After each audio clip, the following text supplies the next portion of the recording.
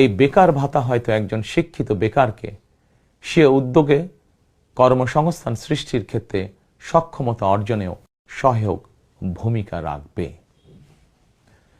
প্রিয় দেশবাসী, দেশের অর্ধেক জনশক্তির বেশি নারী শক্তিকে রাষ্ট্র, রাজনীতি, অর্থনীতির মূলধারার বাইরে রেখে দেশের অগ্রগতি সম্ভব নয়।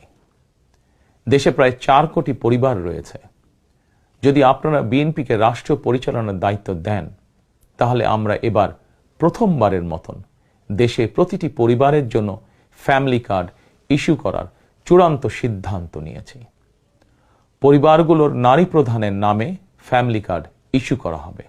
তবে প্রথম পর্যায়ে অর্থনৈতিকভাবে পিছিয়ে থাকা প্রান্তিক এবং নিম্ন আয়ের পরিবারকে সুরক্ষা দিতে ফ্যামিলি কার্ডে প্রতি মাসে